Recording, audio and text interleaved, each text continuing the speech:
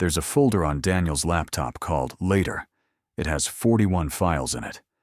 3 business plans, a spreadsheet comparing index funds that he built in 2019 and updated twice, a half-written email to a guy who offered him freelance work in March, a PDF about opening a brokerage account that he downloaded, read, and never opened again.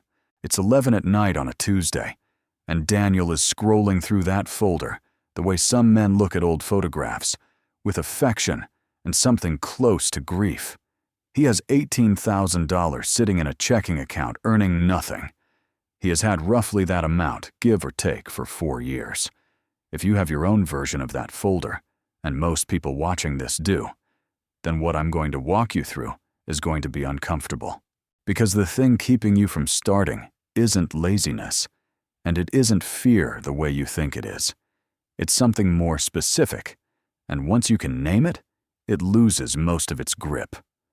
But I'm going to make you wait for the name, because you need to see the machinery first. Let's start with what Daniel would tell you if you asked. He'd say he's being careful. He'd say the market's overpriced right now.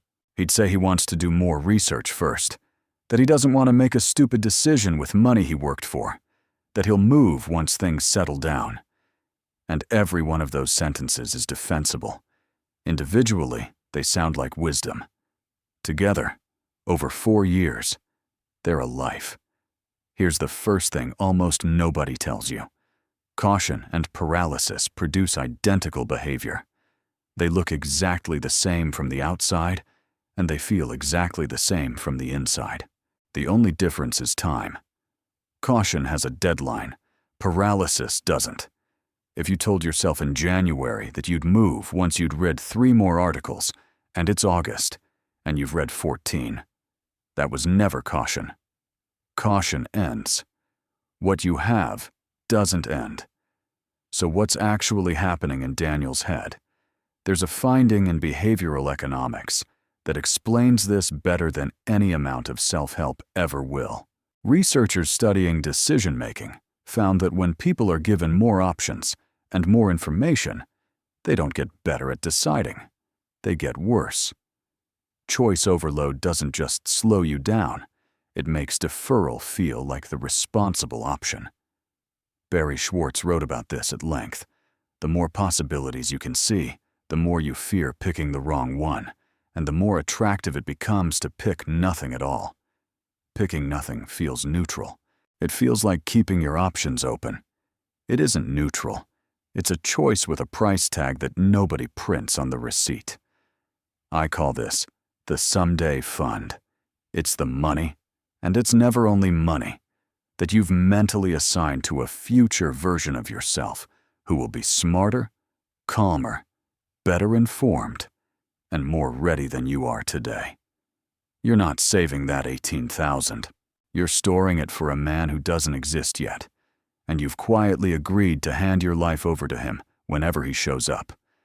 Here's what makes it so hard to see. Every day you don't act, nothing bad happens. There's no consequence. No alarm goes off. The account is still there.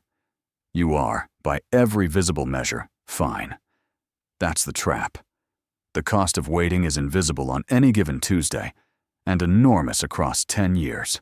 Daniel's $18,000, sitting still since 2021, hasn't lost $1 in nominal terms.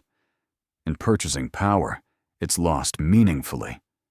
And against what a boring, unglamorous, low-cost index would have done in that same window, the gap is not small. He didn't lose money. He was charged for waiting, quietly, month after month, and the bill was never itemized. Before I go further, let me show you something I put together for exactly this problem. It's called the Free Your Mind Kit, 3 tools that work together. The ebook lays out the 5 psychological patterns that keep men with steady paychecks exactly where they are. Not budgeting tips, a diagnosis of the machinery underneath. The stability cost calculator is the uncomfortable one. You enter your actual numbers, and it shows you what waiting has already cost you, in capital and in years, without softening it. And 3 audio tracks 7 to 12 minutes each, made for the drive to work or the 10 minutes before sleep. Because understanding something intellectually almost never changes what you believe about yourself. $9. No subscription, lifetime access. Links in the description, whenever it makes sense for you. Back to it. Now, let me get ahead of the objection you're already forming, because I've made it myself. But some people really do lose money by acting too fast. Rushing in is how people get hurt. True. And here's what almost nobody says out loud. The cost of a moderate mistake is almost always recoverable. The cost of a decade of not deciding is not. If Daniel had put that money into something reasonable in 2021 and it had dropped 30%, he would have been shaken, and he would have recovered, because he'd still be in the game, still learning, still holding an asset that eventually turns. Instead, he protected himself from a temporary loss by accepting a permanent one. That's the trade nobody frames, honestly. You didn't avoid risk. You chose the slow, certain kind over the fast, uncertain kind. And the real bill isn't financial anyway. The real bill is what it does to your relationship with yourself.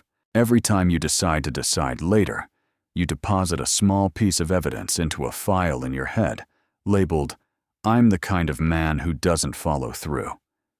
After 4 years, that file is thick, and a man with a thick file stops trusting his own plans, which makes him research more, which makes him act less. The loop feeds itself. Daniel opened the account on a Sunday afternoon in February. It took 19 minutes. He moved $2,000, not 18, 2, into a single broad market fund, and then he closed the laptop and went to make coffee, feeling almost nothing. It wasn't a triumphant moment. There was no music. But something shifted that he didn't notice for weeks. He stopped opening the later folder. He didn't need it anymore. And here's the part I held back, the thing that actually breaks the pattern.